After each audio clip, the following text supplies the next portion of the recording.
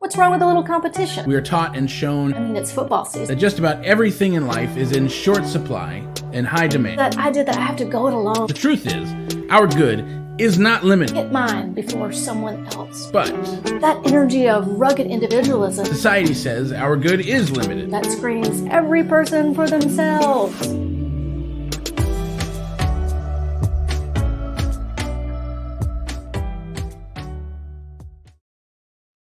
Hello and welcome to Truth Be Told. This is episode 95. The theme is success and other lies we've been told. And this week we are exposing the lie of competition. So it's going to be an exciting week. But before we jump into that, we do want to bring up something we're very excited about. This is our second annual summit, our O Shift Now What Summit, but now it's O Shift Healing the Divide. And you can see right here, it's pretty, it's going to be a good time. It's leading into an event that's going to be at the end of the Friday. But really, what we're talking about tonight is very in line with what this summit's going to be talking about. It's just all different ways of looking at the new future, how we're creating, and really, learning how to bring people together to create a world where people are valued. And it's an exciting time. So we're going to have some great speakers, great events. So check that out on our website, sign up, and we hope to see you there. It's coming up on November 14th through the 17th. So save that date. It's going to be a good time, I promise. Last year was our first annual, and it was a blast. All right, jumping in tonight, we are looking at the idea of competition and out in the world, and is this really the best way to live? So Rev Ryan, Rev Dan, they have some great things coming up. So I thought what I would do is relate a story back from college. And we were playing foosball in our apartment and playing doubles. And my partner and I, something happened and we lost, or he, missed a lock or something. And he got really triggered, really upset, and like kind of threw something. And his girlfriend kind of freaked out. She's like, "What are you doing, dude? Like, your partner's not freaking out." His response was, "Yeah, well, Chris just isn't as competitive as I am." And so it's this idea of competitive that, when we look at competition as this thing, it can become our identity. And like, so if we are losing a game or losing at something like that, it means that all of a sudden, like, I'm less than. And in order to be like worthy and important, like, I have to win, win, win. Now, this idea of competition, I think is, it's kind of part of what we've really been brought up to believe in. And I don't think it's necessarily a bad thing. But we do learn about, good sportsmanship. And I'm not trying to put this story out there to say that somehow I'm above that, because I know I have thrown my fair share of tantrums in the past. But, as this idea of competition and our self-worth being equal to it bleeds over out into the world, then it becomes, a bad environment to where we see, businesses have to compete and have to be on top, get the most money, to the point of where, it's kind of a common business practice, as anybody who has watched the movie Fight Club can recognize that sometimes a business practice weighs, what's going to cost more, allowing X amount of people to die, or to, what's going to cost more, the recall or the lawsuits that will settle when a certain amount of people die because of a faulty product. Like, these ideas, like, zero is acceptable. That's the only acceptable amount of human life harm that should ever be factored into a business decision. But that's not where we're at, because we've got this idea that competition, the almighty dollar, all of these things reflect who we are, and people hold on to it as their identity. So how do we enjoy and celebrate competitive sports and competition in healthy ways, and then recognize out in the world, in society, that we are human beings? So how, why have we privatized or make for profit like healthcare systems, these things where people's lives depend on it? So cutting a couple corners here and there ends up actually costing human lives. Do we really value human lives as a collective, as our society? Or is it just kind of secondary to this idea of, the dollar that keeps everything functioning around? So we got a lot to think about as we move into this future. So get our need out for competition in fun ways and healthy ways, and then recognize what we can do when we work together. And one last thing, Griffin wanted me to point out that the game Fortnite is a lot of fun. It's really awesome. And he says it's a good way to compete. Maybe a little on the violent side, but when we recognize it as just a video game, it is what it is. And I have to admit, it's kind of fun to watch him play. So I put in my plug for my son that he asked and everything else. It's going to be a good time. Let's see what Reverend Ryan had to say about competition and the lies we've been told. Enjoy Truth Be Told right now.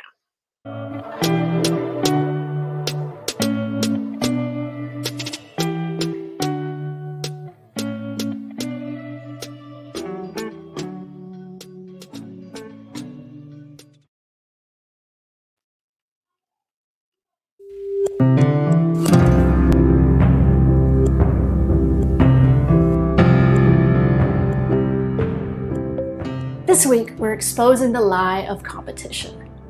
Now you may be thinking to yourself, what's wrong with a little competition? I mean, it's football season. Who doesn't secretly love the Washington Commanders and hope they crush the competition in the Super Bowl? I hear you. And I'm not necessarily talking about that kind of competition. The competition that I'm speaking of, in the larger sense of this idea, is that idea that I have to go it alone and get mine before someone else does. That energy of rugged individualism that screams, every person for themselves. Another lie of the old framework of success is this belief that we have to be better than everyone else. Look better, think better, do better, fill in the blank better. The result is an energy that puts us in direct opposition and competition to everyone and everything around us. It creates an environment where we don't necessarily rejoice in the triumphs of others, but it instead leads us to wonder, why isn't it me? What do I have to do to be on top? You know, it kind of sounds silly when we say it out loud.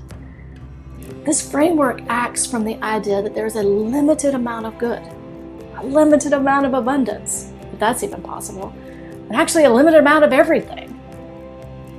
And I have to elbow and squeeze my way to get mine because there isn't enough. There isn't enough.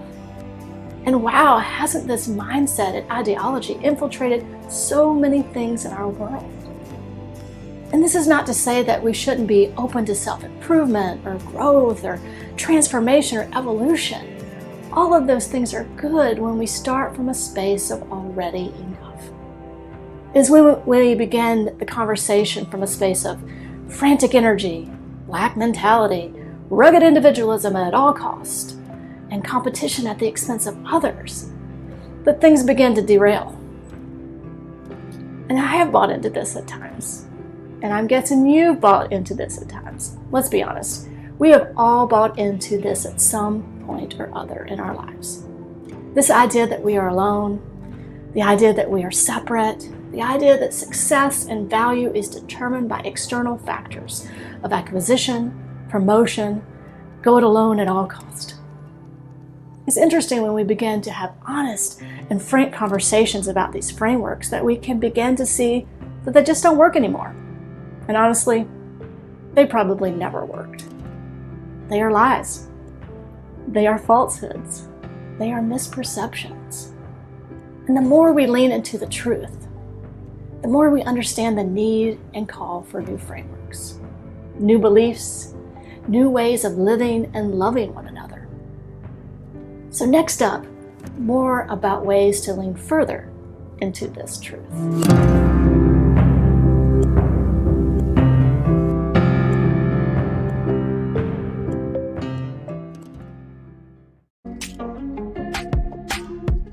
It is no secret when we look at our world that conflict, polarization, and a framework of discontent abounds. What if that didn't have to be? What if that didn't have to be? What if that didn't have to be?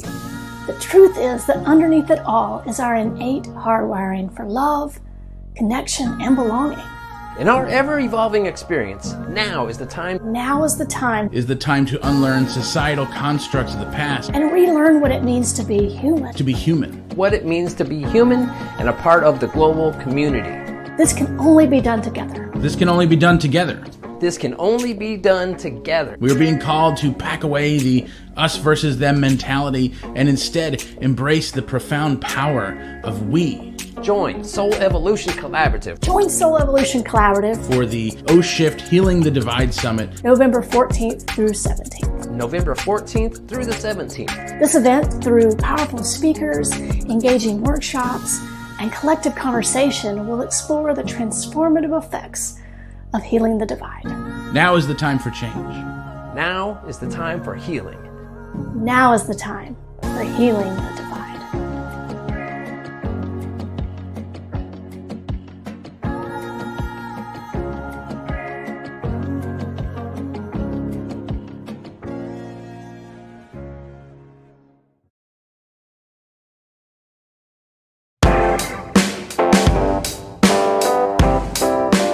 Let's continue to expose the lie of competition. The truth is, our good is not limited. And I mean this with a capital T and a capital G. The truth, greater than any parameter that society has ever set up for us, is that our good, the aspect of life that is always creating and moving forward, is not set to any specific amount. In fact, it is infinite. As much good as we are ready and willing to accept is then available to us. But society says our good is limited. We are taught and shown over and over that just about everything in life is in short supply and high demand. That we need to fight the competition in order to get ours.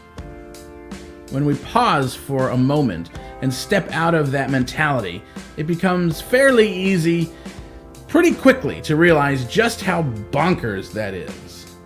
There is more than enough food in the whole world to feed everyone. Yet we have excess here and lack over there. The amount of money that has been created in the world is far more than we would ever need, all of us. Yet the vast majority of the money, human-made, is hoarded by a very small few. The examples go on. There is more than enough water, air, space to live, homes to live in. And certainly, there is way more than enough time and space for each of us to be doing the one thing that our soul feels called to do, which only becomes possible when we are not each needing to be an entire community all on our own. In his landmark book, In Over Our Heads, Harvard developmental psychologist Dr. Robert Keegan explains the mental burden of modern life may be nothing less than the extraordinary cultural demand that each person in adulthood create internally an order of consciousness comparable to that which ordinarily would only be found at the level of a community's collective intelligence. More simply put, we need to recreate an entire village network of support in our own brain, alone. And this goes far beyond physical support and even mental health. We feel unaccompanied at the level of our own soul. Can you just feel the collective pain of our unaccompanied souls walking through life? Trying to cover up this sense of lack, back of all other lack. We are innately wired for belonging and togetherness. Competition, especially excessive competition, drives us away from our soul's deepest desire, leading to broad sweeping attempts to fill that void with unrestrained self-importance and bloated superficial worth. For obvious reasons, these attempts will always fail.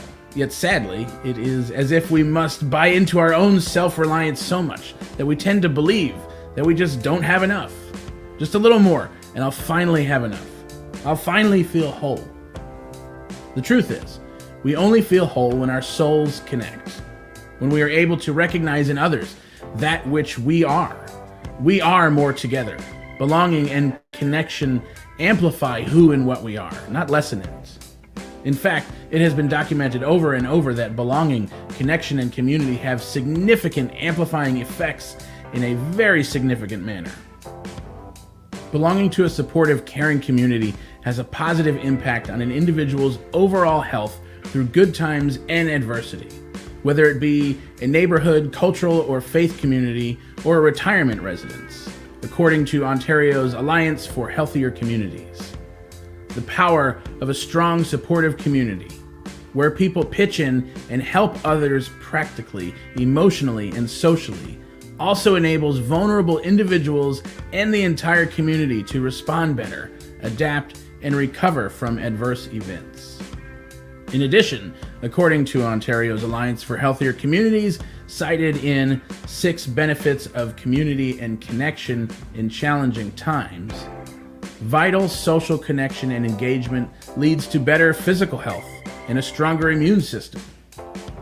Community belonging boosts physical and mental health. A sense of belonging reduces the risk of mental health issues, lowers heart disease mortality, and contributes to better overall health.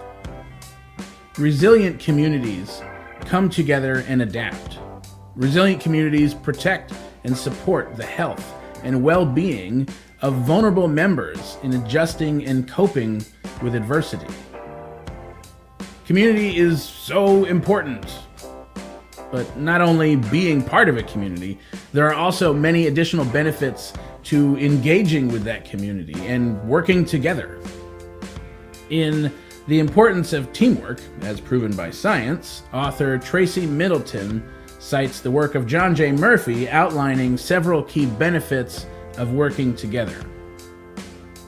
We are way smarter, way better at solving problems in a group. New and innovative solutions tend to show up at the intersections of diverse experiences. We tend to be much happier when there is a communal environment. Personal growth is magnified within group settings. The work, in general, just becomes much easier for every individual involved. We're just much smarter when it comes to taking necessary risks, having the support of the entire group to fall back on. We tend to make fewer mistakes due to the lowered stress and clear focus when we are in a group. The truth is, we are just so much more together than any one of us could ever be by ourselves. We are wired for connection. It is our soul's deepest desire. When we can step out of the competition mindset, away from the self-identifying facade of rugged individualism and self-reliance, we can begin to embrace the affirming effects of community, of belonging and connection. The physical health benefits are clear. The mental health benefits are clear. The personal growth benefits are clear. The good that is available to us in life is infinite. And it becomes so much more accessible to us when we realize it is equally available to everyone. Life becomes greater when we come together.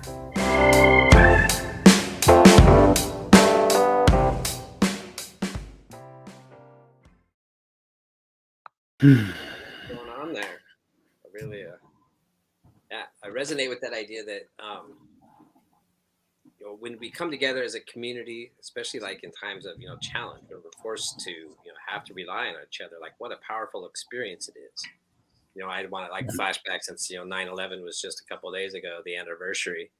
Seeing like all the people come together after that, in this collective like helping each other, really get through this. And I just made it thinking about when we could develop this community without having to have like that cataclysmic event that brings us together, then like one, we're going to be more resilient when those things happen. But then again, if we created that and scaled it, starting in our like local neighborhoods, scale it to our cities and our states until we can scale it worldwide, then we would stop having events like that. At least human on human kind of violent events. We'd still have other weather and acts of God, but other than that, we would stop doing our own at least. Yeah, it's kind of crazy how easy we do come together in those kind of events, and then how quickly afterwards it's like during the event we can all set aside everything and we're all in it together and we're there and we're helping each other and there's no problem acting as this community. And then like how quickly that flips back afterwards to like, oh, I gotta go back to work now and like, yeah, I helped. So see you later. And then all of a sudden we're back to the competition and all the same stuff again. It's like, it's kind of crazy. Yeah. But yeah, like we know how to do it so well. Like we really do. We really do. Well, I think that it becomes like a natural movement. Kind of, I mean, we see it naturally happen, you know, those types of events, but like just in struggle and challenges, you know, everyday challenges, that inclination to lean into someone, to confide in someone, to be supported by a group or a community. It's that kind of like urge, and so that doesn't come from nowhere. I mean, I think it's that our natural state, and I don't know how easy it is for us to believe the lie. You know, just in this whole conversation that we were having behind the scenes before, you know, in making the segments and preparing for it, it's like how easy even myself had fallen into this idea that I have to go alone. I have to get this. I have to get that promotion. I have to get that paycheck. I have to get that whatever, as if there's not enough. So like I've got to get there first, you know, and it's like this kind of this subconscious framework that we've kind of been rolling in. And so really like stopping and thinking, oh, wait, there is enough. But the frameworks we have not spread the enough in ways that we actually see it. And so, yeah, the reality there is enough money and food and those basic things that we need. But it's kind of like an uneven spread peanut butter sandwich. I mean, it's like all on one corner, you know? And so it's like, Yeah. You know, and so it's like, you know, the conversations that we have here is about like creating frameworks where that is actualized. Like we know it to be true, like capital T truth. And now how can we actually release the strongholds and the stops and the blocks in the river that actually allow that truth to be like seen and manifest in everyone's life. Yeah. Yeah. Well, I think it's a challenging conversation because on one hand, like I've posted videos on certain social media apps about this kind of idea. And one I'm thinking about in particular was about like self-worth and the idea that you are born of value. Like nobody questions the value of an infant. But at what point do we decide as a society that infant is now X years old, they're no longer valuable unless they somehow, right? And so my video was like, that's nonsense. Like we are, as adults, as adolescents, as whatever, we have the same value that infant had just inherently, just by being born.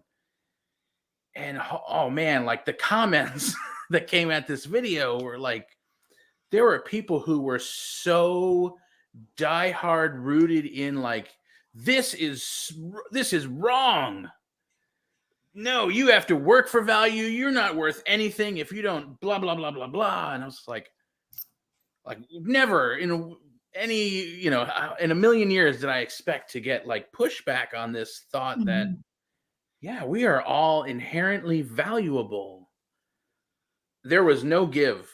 I mean, it was 100% on this other, like this complete flip perspective, right? So on one hand, it's like, wow, we like, how do we just kind of begin loosening the mold a little bit? Because, you know, I mean, it is this system, this framework that's been around longer than any of us have been alive, right? Like we were all born into this idea. And so we just kind of went along with it for a long time until you kind of start, some of us, hopefully all of us, start to have the realization like this is a little nuts, right?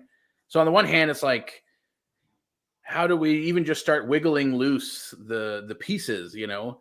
And I think that's a challenge because on the other hand, it's like there are people all over the spectrum of realization in this, and so those of us who are kind of like front edge of the bell curve, not that we're in any place of advantage, we've just been having the conversation longer. We're like, all right, well, how do we actually do it. And so we're like, well, we need to provide the information. We need to start the conversation, but simultaneously, like, how do we actually do it differently? And then everything in between at the same time. Yeah. So, When it goes back to it's what a huge challenge. it goes back to what Chris said in the monologue too. It's like it's hard to. I mean, I can think of things in my not necessarily competition or this idea is not necessarily. Well, I guess sometimes it may be something that I kind of white knuckle hold on to. But there are things in my life that I white knuckle hold on to. You know, come hell or high water, this is what I'm going to do. You know. Yeah. Because my identity has become wrapped in that, and that's what Chris said in the monologue. Yeah. It's hard because then our identity becomes that. So, and for me, like that's the key. Whenever our identity becomes that, whatever your that is, I mean, it can be whatever's out here, that is your identity, and that becomes your identity. Then becomes so entangled in your self-worth, and it's out here. That's always going to end not well, you know, because we know that things out here are temporal. They're fleeting. They're things that change from one day to the next. And so to base our kind of like value on those things that change, then we're always going to be like kind of in this whirlwind. And so it's hard to let go of those things that have been our identity for so long. So I think that is kind of the beginning of the untangling is understanding the source of who we are, like what is the true source. Yeah. But yeah, those things that are our identity, it's hard to let go of. I mean, you know, I lived as a social worker for many years. And like in that kind of role and that sort of identity, and to shift in another role or a new venture or a new avenue of service, it's hard to let go of those things. And I never realized how much my identity was wrapped up into it until I was moving away from it. It's very interesting. And so like none of the stuff that we're saying is something that we have not gone through or going through or will go through in the future. I mean, I think it's just a constant looking at those things and that we value, and those things that we identify as, and those things that we see validating who we are.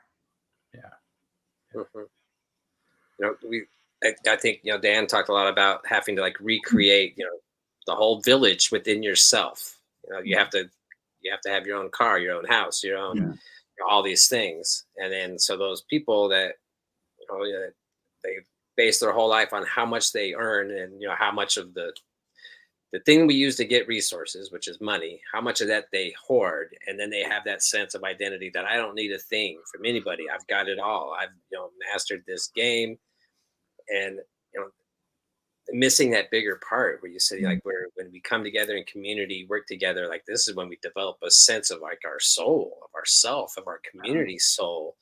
And how rich and valuable that is.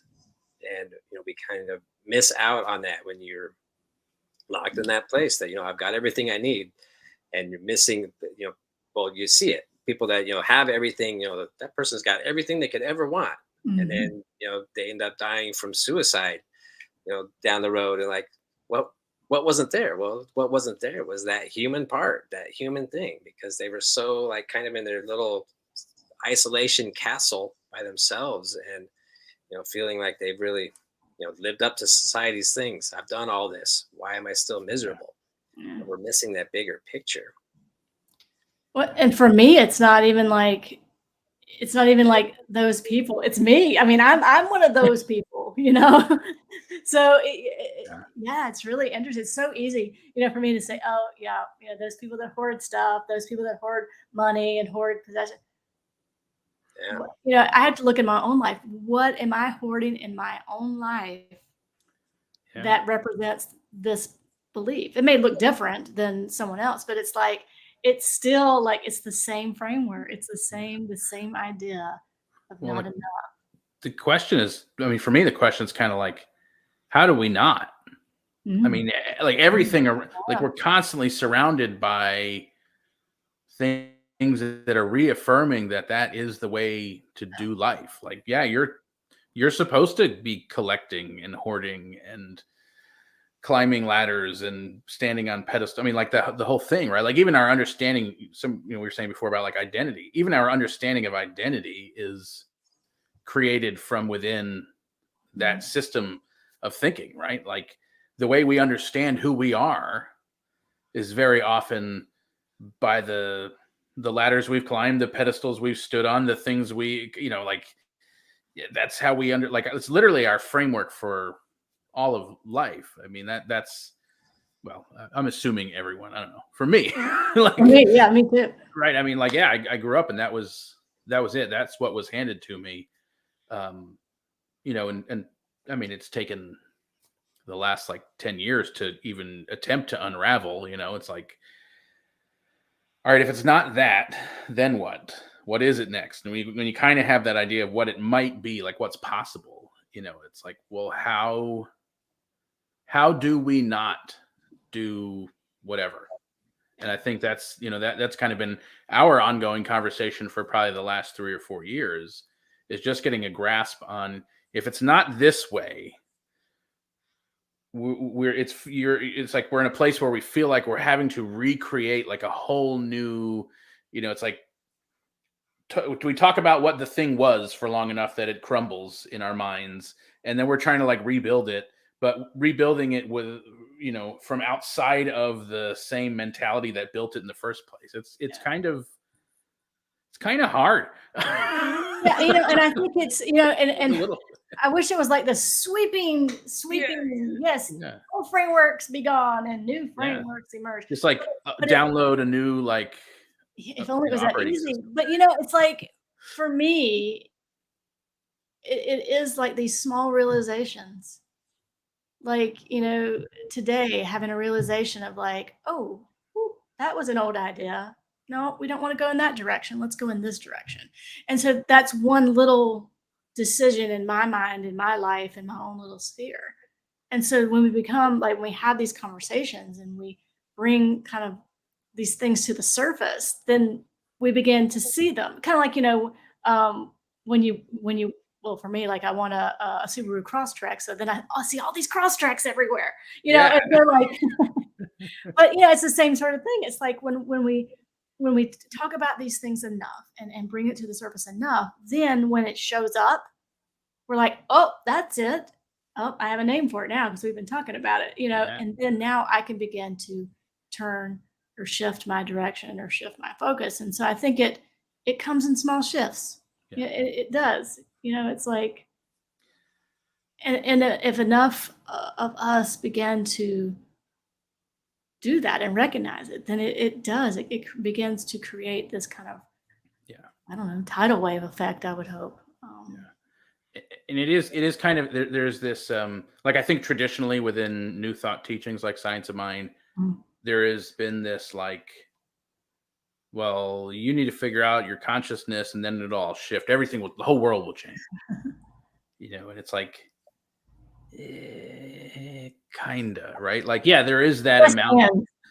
I mean, yeah, it's possible if you're like, I don't know, whatever you would be like to have it happen, but but I mean, the possibility is in changing our own thinking and our own beliefs, and all of a sudden a new possibility, even if it's like this big, happens, and it creates this movement. I think we might have even talked about this last week. It creates this movement, and then new opportunities show up, new people show up, and all of a sudden that thing like snowballs, that one new idea snowballs. And so we're not like lifting ourselves out of like poverty overnight immediately, because systemically, like I think the more within the system we are, the more pressure there is on us to stay in the system.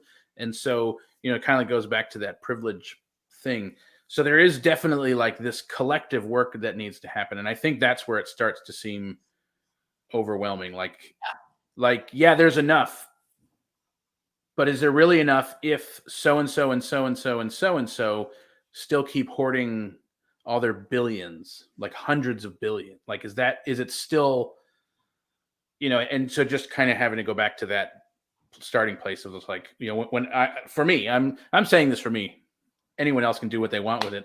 When I go to that place, like, is it really possible when, like, in the earthly realm of effect, when that happens, is it still possible? And I just have to remember to go back to that place, like just having a new thought and a new belief and snowballing a new thing.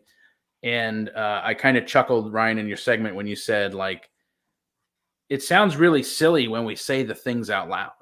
Yeah. Like, it does. It sounds really like, I want to, like, no, I need to get mine before, because if they have it, then what do I, and my, this and these bills and this, Yeah. I mean, oh, wow, you a lot of things sound silly when you say them out loud. Right? It's like, wow, I sound like a toddler. Okay. I mean, it's like, yeah, like societally, we've evolved to like toddler tantrum stages. And a lot of it, and we see it like with all the Karens and the videos, and I mean, and whoever else, right? But I mean, like, yeah, that's where we're at. We're at like toddler tantrum throwing, and we're looking to, like, the world is and I think beyond. and I think it's, I honestly think that people are doing the best they can. Yeah. At any given moment. And I think a lot of these things are subconscious, because that's, we naturally move in a direction that is the least opposition. And so if we've done it before, it's comfortable, least opposition. When we try to do something different, little resistance.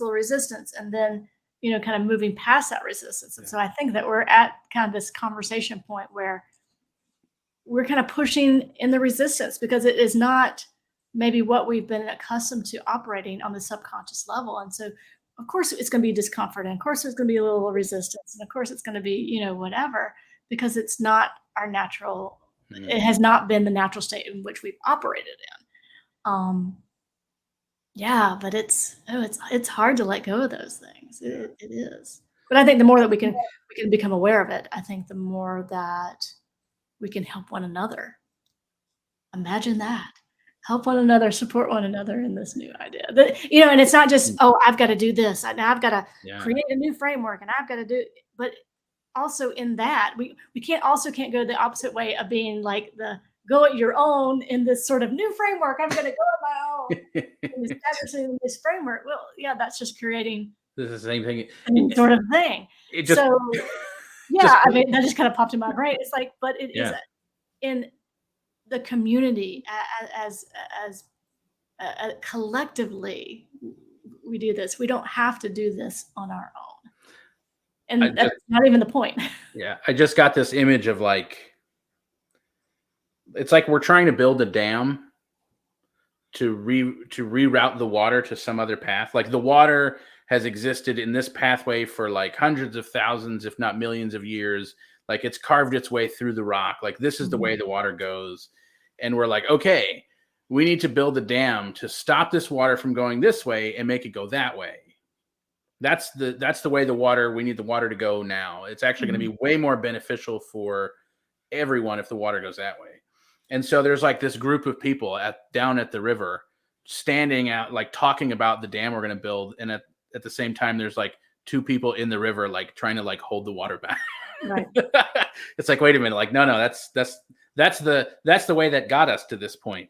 Right. Like, it's the same mentality. You can't go it alone trying to stop the whole river. Like, it's going to take everybody with all of the resources and tools to build this thing together so that we can make best use of the abundance of water that is available to us if it were just going this way. Right. Yeah. I don't know if it's as funny out loud as it seems in my head, but it's funny. I don't know. I just love that idea that it's little increments. We do this in little steps, and then like talking about like new thought philosophies like the science of mind, that it begins in our mind. We have to be able to like envision and start to ask, like, what would it look like? What would the alternative be? And imagining it, and then it's coming into conversation like this, coming into bigger groups, which I'll talk about our Thursday night gathering and second Sunday experience here in a minute. But coming together and having these conversations. And then also kind of like Rev Ryan talked about, how once you start to look into it, you start to see it more places, which has been kind of cool, because as we do a little research to create these episodes, you see what's already happening out there in the world, different communal living situations. And we talked about like the neighborhood tool library and little things like that, to where we don't have to all have it individually. We can do so much more collectively. So little by little, expanding out into groups, and we'll get there. It's more and more people are asking, why not? How do we do it? All right. So that being said, come check us out on Thursday nights, The Gathering. It's a great time where we come and we explore these topics from our own personal points of view. And it's just great conversation, great community to be within one another. So sign up at soulevolutioncollaborative.org, and we'll see you there on Thursday night. And then also, second Sunday is our Sunday night experience, where we create a way of celebrating spirit, coming together, enjoying each other's company, looking into this and experiencing it in a way that helps embody these ideas and really start to make it be part of our subconscious, of our way of being, like those new framework built within our minds. And also consider joining the virtual pop-up. Come have a bite to eat an hour beforehand, and just be in conversation before we kick it all off. So really good stuff happening. Soul Evolution Collaborative. We hope that we see you there. So thanks for watching, and we'll see you next week.